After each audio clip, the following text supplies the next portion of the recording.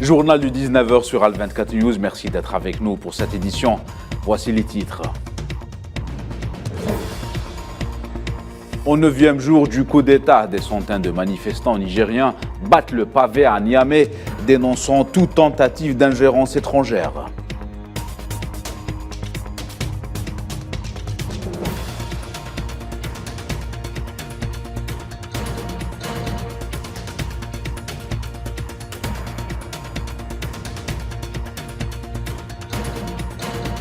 Et les réactions internationales s'enchaînent.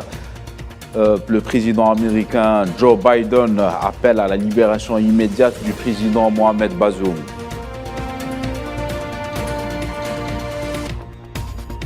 Toutes les ressources renouvelables de la Terre ont été consommées par l'humanité depuis le 2 août. Quelles conséquences sur l'environnement et le climat? Élément de réponse dans notre journal.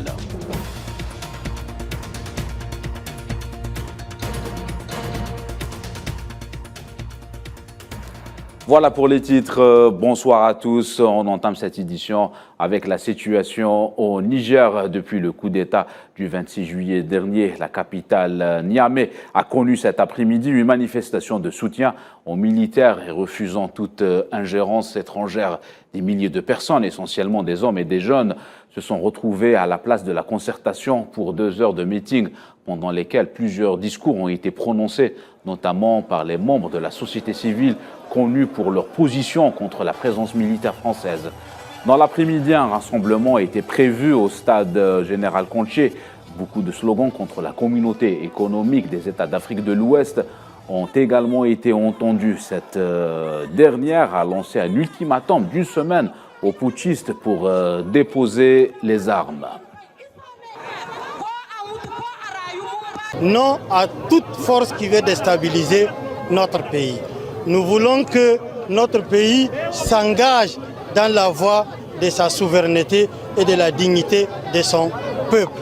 Nous remercions vivement les autorités maliennes, burkinabées, guinéennes, algériennes, mauritaniennes, toutes les autorités africaines qui ont manifesté leur solidarité agissante vis-à-vis de notre pays. Le monde doit comprendre que le malheur de l'Afrique, c'est la France, les autorités, parce que les Français, c'est des citoyens comme nous. Donc on ne peut pas les détester. Mais leur autorité, on les déteste parce qu'ils ont fait trop de mal à notre pays. Et pour en savoir davantage sur la situation au Niger, on fait le point avec Abdelkarim Mahamadou, journaliste nigérien à Sika TV. La journée de ce jeudi 3 août 2023, coïncidant avec le 63e anniversaire de l'indépendance du Niger, a été marquée notamment par plusieurs manifestations, aussi bien à Niamey que dans le reste des autres régions du pays. Dans la capitale, justement, des milliers de citoyens sont sortis de tous les coins de la capitale, Niamey, pour converger vers la place de la Concertation, où les leaders du M62 ont donné un meeting de soutien aux militaires au pouvoir. Ils ont scandé des slogans hostiles à la France et à la CEDEAO qui n'excluent pas une intervention militaire pour libérer le président de Chi, Mohamed Bazoum, et le rétablir dans ses fonctions. Beaucoup de Nigériens aujourd'hui, au vu des menaces de la CEDEAO et de l'intransigeance justement du président nigérien Bola Ahmed Tinubu, beaucoup redoutent une intervention militaire dans les jours à venir. Les jours à venir sont très difficiles, seront très difficiles. C'est une période d'incertitude qui s'ouvre sur le Niger. Et dans ce contexte de crise, le Nigeria a pris la décision de couper les approvisionnements en électricité pour le Niger. La ligne haute tension qui transporte l'électricité au Niger a été déconnectée depuis mardi. Niamey dépend énergétiquement à 70% du Nigeria et subit des sanctions internationales depuis que les putschistes ont renversé le président Mohamed Bazoum. Suite à la réunion d'hier, le chef de file des putschistes nigériens, Abdourahmane Tiani, a exprimé son refus des sanctions de la CEDEAO. Écoutons ses déclarations.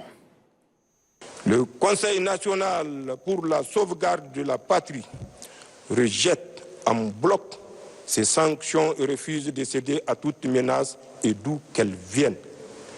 Nous refusons toute ingérence dans les affaires intérieures du Niger et rejetons la prétention chez les uns et les autres de punir pour l'exemple le Conseil national pour la sauvegarde de la patrie et le peuple nigérien. Nous en appelons donc au peuple nigérien dans son ensemble et son unité pour faire échec à tous ceux qui veulent infliger d'indicibles souffrances à nos laborieuses populations et déstabiliser notre pays. Et les réactions internationales s'enchaînent, notamment de la Maison-Blanche. Le président américain Joe Biden a appelé ce jeudi à la libération immédiate du président Mohamed Bazoum et à la protection de la démocratie dans ce pays. Le président américain a souligné que le peuple nigérien a le droit de choisir ses dirigeants, indiquant qu'il a exprimé sa volonté par des élections libres et équitables, et cela doit être respecté.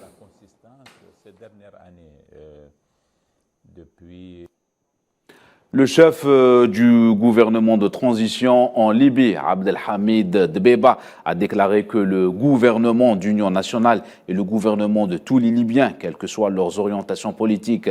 Dbeiba considère que c'est un gouvernement de ceux qui s'opposent avant ceux qui le soutiennent.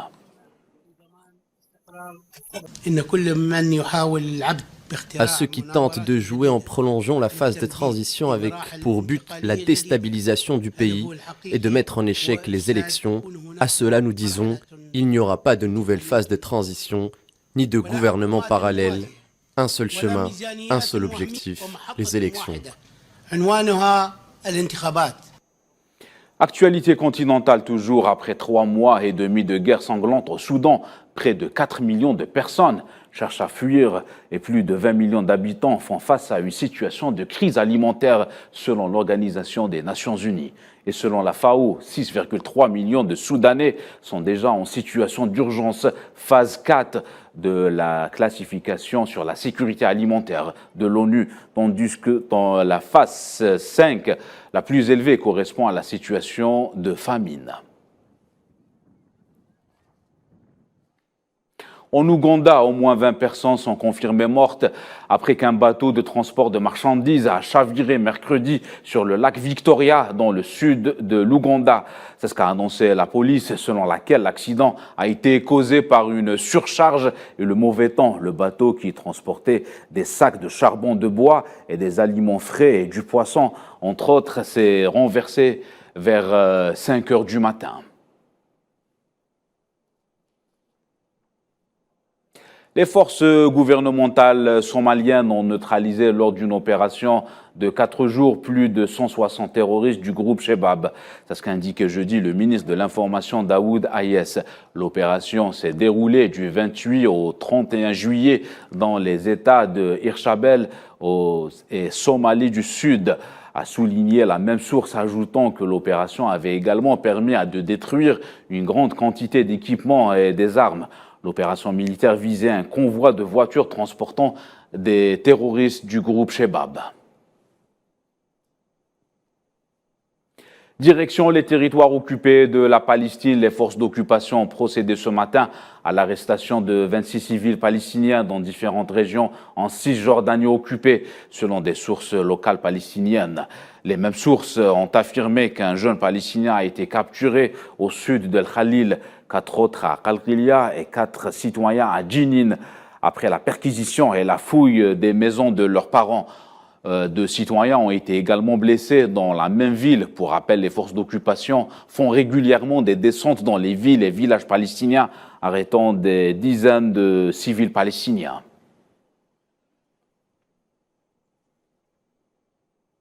Les forces navales iraniennes ont lancé depuis mercredi des exercices militaires de grande ampleur dans les eaux du sud du pays. Ces exercices visent à montrer l'autorité et les préparations à la défense et au combat de la marine pour protéger la sécurité du Golfe Persique et les îles iraniennes. L'armée a également déployé des navires de surface sans pilote dotés d'intelligence artificielle, ainsi que des avions de guerre et des hélicoptères et des drones aériens. L'actualité dans ce journal, c'est aussi le conflit en Ukraine où l'utilisation des drones par les deux parties devient de plus en plus fréquente, notamment ces dernières heures après les attaques sur Kiev et les environs de Moscou. Jusqu'où peut aller l'utilisation des drones dans ce conflit? Élément de réponse avec Safouane Ben Sabri. Désormais au 524e jour du conflit en Ukraine, ce dernier est en train de prendre une nouvelle tournure. L'utilisation des drones des deux côtés est devenue une norme. Sur cette image, on aperçoit les derniers instants d'un soldat ukrainien éliminé par un drone suicide russe alors que celui-ci faisait un vol piqué vers son char. Mais la portée des drones ne se limite pas au champ de bataille. La capitale russe est elle aussi la cible d'attaques. Moscou a été touché en plein cœur de son quartier d'affaires. Une ligne psychologique franchie par Kiev.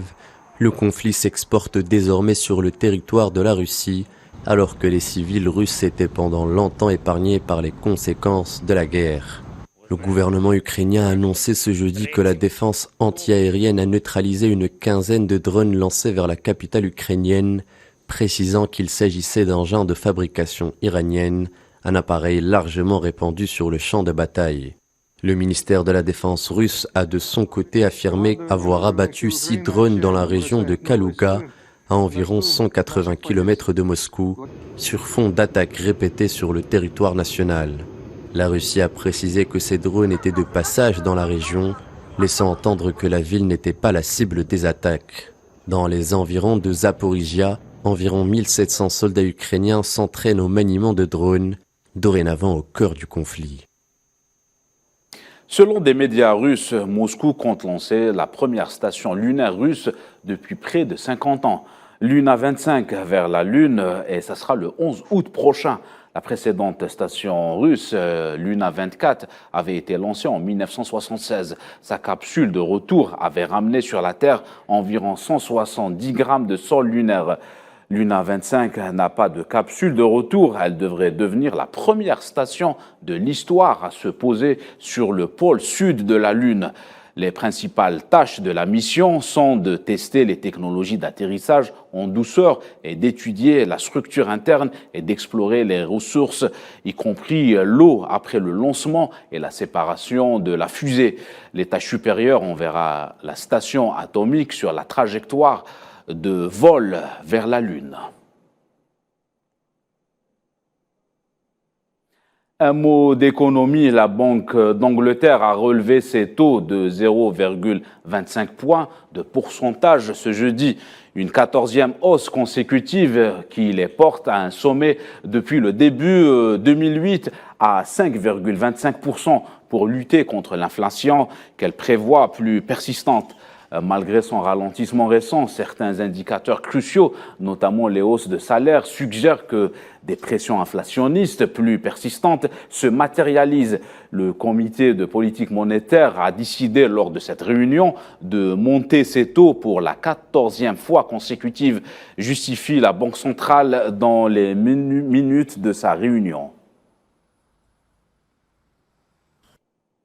Le calme est revenu dans certains quartiers de la province de Haryana en Inde après des émeutes communautaires entre hindous et musulmans qui ont fait au moins 4 morts. Des groupes de pierres ont été lancés sur une procession religieuse hindoue, tandis que des voitures ont été incendiées lundi dans le quartier à majorité musulmane situé à 75 km au sud de la capitale. Le ministre en chef de l'Haryana, Manohar Khattar, a appelé les citoyens à faire preuve de retenue. Il a écrit sur Twitter « Les coupables n'échapperont pas au châtiment, quel qu'en soit le prix, et les mesures les plus sévères seront prises à leur encontre ».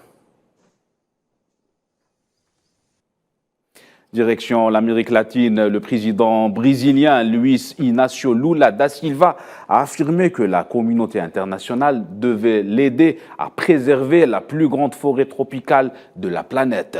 Le président brésilien a rappelé que son gouvernement serait très dur dans le combat contre la déforestation, des propos qui surviennent lors du sommet des pays de l'Amazonie. Nós queremos preparar. C'est pourquoi j'attends beaucoup de cette réunion à Belém, à l'issue de laquelle, pour la première fois, nous aurons une politique commune d'action en Amazonie, une politique commune de développement économique, tenant compte de la réalité de chaque pays, une politique de lutte contre le crime organisé, de lutte contre le trafic de stupéfiants. Environnement toujours, à compter du 2 août 2023, l'humanité aura consommé toutes les ressources renouvelables que la Terre peut produire en une année pour pouvoir se régénérer.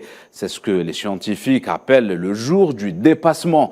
En d'autres termes, l'humanité vit en déficit écologique pour le reste de l'année à cause du modèle de consommation que l'époque nous impose. Les détails avec Souila Akilal. L'humain a atteint la limite du capital naturel dont dispose la planète. Autrement dit, nous surconsommons et vivons à crédit de ce que la planète peut offrir, et ce, pour les 151 jours restants de l'année. Calculée par l'ONG Global Footprint Network, cette date symbolique s'est imposée comme un indicateur de nos modes de consommation et de l'empreinte écologique générée par l'humanité en 365 jours. Le jour du dépassement de la Terre est calculé en divisant la biocapacité de la planète, c'est-à-dire la quantité de ressources écologiques que la Terre est capable de générer en un an par l'empreinte écologique de l'humanité, le tout multiplié par 365. Depuis les premiers calculs, ce jour n'a cessé de reculer. En 1971, le monde vivait à peu près à l'équilibre avec une date de dépassement fixée au 25 décembre. Il y a 20 ans, le jour du dépassement tombait encore le 2 septembre, mais depuis 2010, cette date tourne autour du début du mois d'août, excepté en 2020, année très particulière liée au Covid-19. Le jour du dépassement varie en fonction des pays. Chaque pays a en effet sa biocapacité et une empreinte écologique différente. Ainsi, selon les données du Global Footprint, en 2022, il aurait fallu presque 3 fois la planète Terre pour subvenir aux besoins de la population mondiale. Ce sont les États-Unis, l'Australie et la Russie qui consomment le plus de ressources. À l'inverse, certains pays comme le Congo ne consomment que la moitié de leur biocapacité. Les activités humaines émettent d'énormes surplus de gaz à effet de serre que les forêts et les océans ne peuvent absorber. La surpêche entraîne l'effondrement des ressources halieutiques et trop d'arbres sont abattus. Les solutions sont clairement identifiées. Réduire de 50% les émissions de CO2 permettrait de retarder le dépassement de plus de 90 jours. Et diviser par 2 la consommation de viande ferait gagner 15 jours. Ce jour du dépassement est ainsi une image choisie pour alerter l'humanité avec un objectif, faire reculer ce jour, avoir un mode de vie durable et une planète qui puisse tenir. Et en évoquant les changements climatiques, de l'aide en urgence est envoyée dans la province indonésienne de Papouasie, où sévit une sécheresse qui a déjà provoqué la mort de 6 personnes, dont un bébé. Les autorités de Jakarta imputent cette sécheresse à El Niño, un phénomène climatique naturel associé à la hausse des températures de surface dans une partie de l'océan Pacifique tropical qui entraîne une augmentation des températures mondiales déjà soumises au changement climatique.